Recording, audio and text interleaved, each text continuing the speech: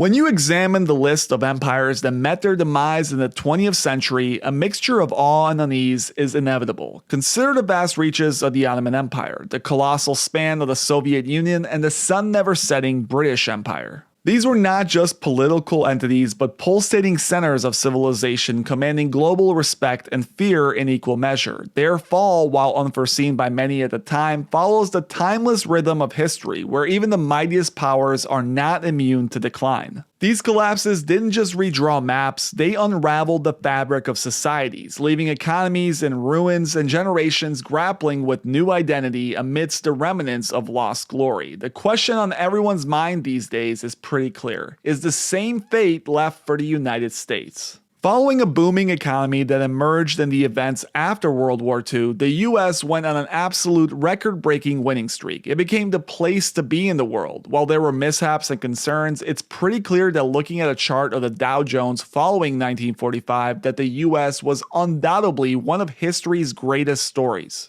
Its people, its companies, its culture drove innovation, and as a consequence, the economy boomed and its citizens flourished. Imagine this scenario. You're a sergeant returning home from World War II in 1946. With a year's worth of saved pay, you decide to invest in the Dow Jones Industrial Average. Fast forward 78 years and that initial investment has ballooned into a staggering 3.4 million. Granted, after such a long interval, you might not be around to enjoy the fruits of this foresight, but the point remains striking. This example underscores the remarkable growth potential of a well-considered investment in the American economy. It's a testament to the resilience and drive of the US market, a feat few other economies can claim. Such growth, driven purely by the innovation and determination of the American public, highlights the profound growth made in the post-war era. Today, the tide appears to have turned. The global economy is presenting challenges that the US now faces head-on. Wars, political division, inflation, and currency competition all threaten the prosperous future enjoyed by past generations.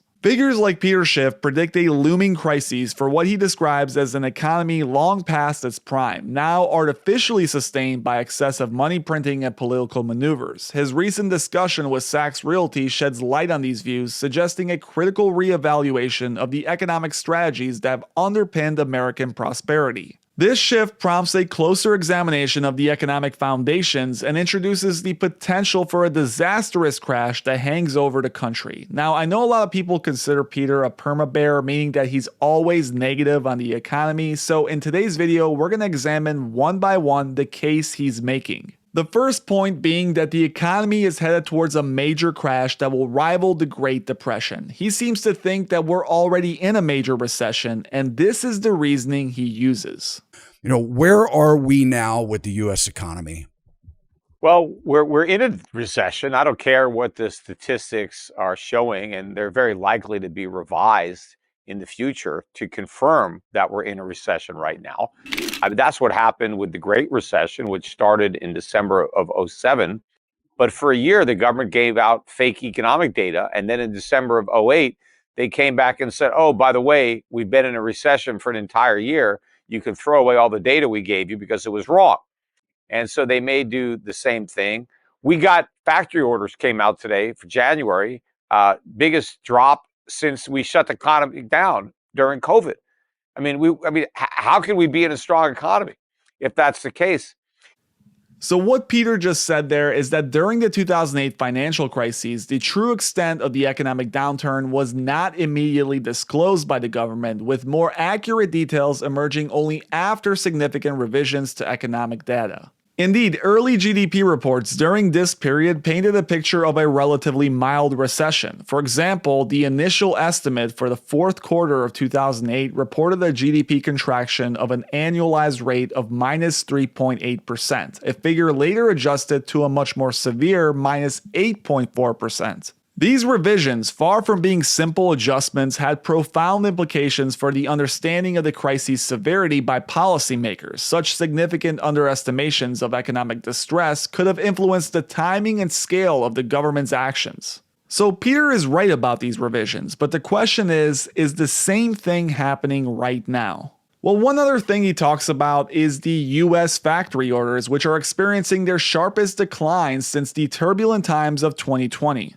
And this fact is also true, as evident by a 3.6% drop in factory orders in January of this year, marking the most significant downturn since March 2020. The question of whether this is a cause for alarm is subject to debate. Historical data shows that similar downturns have occurred, only for the situation to reverse and improve shortly thereafter. For instance, in October 2023, there was a 3.4% decline, followed by a rebound in subsequent months into positive territory. A single month's data doesn't necessarily indicate a trend. It's the persistence of a downturn over several months that signals deeper economic troubles. The 2008 recession provides a clear example where a consistent and sustained decline in economic indicators underscored the severity of the situation. It's this pattern of prolonged negative behavior that would truly warrant significant concern, but Peter doesn't stop there. He claims that the real truth in the economy can be found by looking at gold prices, and that the whole financial apparatus is really all political. Take a listen to his unique and somewhat concerning perspective. But gold is still right at its all-time record highs. And what gold is telling you is that monetary policy is too loose, that the Fed needs to hike rates more. It hasn't hiked enough. But yet Powell is going to tell Congress this week that he's about to cut rates. Just a question of when. In fact, the whole market is trying to handicap how quickly the Fed's going to start cutting and how much he's going to cut. So the Fed is about to throw gasoline on an inflation fire that it lit.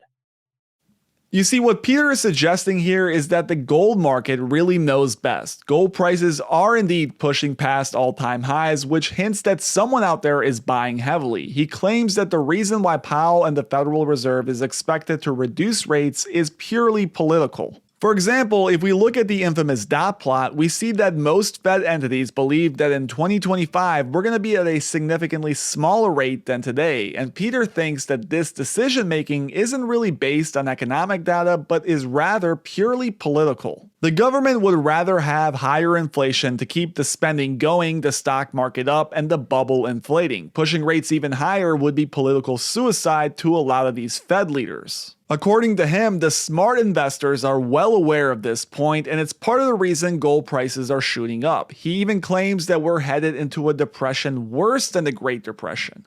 Take a listen to him explain. Do you think we'll see another Great Depression? Could be a greater depression. It could be worse than the Great Depression because of inflation. During the 1930s, consumer prices went down quite a bit, and that was a buffer. That was a benefit that helped offset the higher unemployment. But we have to remember that we only had a Great Depression because of government policy. The free market would not have produced the Great Depression. It was the Fed that got it started, but then the Hoover and then Roosevelt administrations that prolonged it. We didn't end up getting out of the Depression until we ended the Second World War. So it started basically 1929, and we got out of it in 1946. So it was a terrible economic period. And this time it's going to be worse because the government has made a lot more mistakes and is likely to make even bigger mistakes during the crisis than it made before.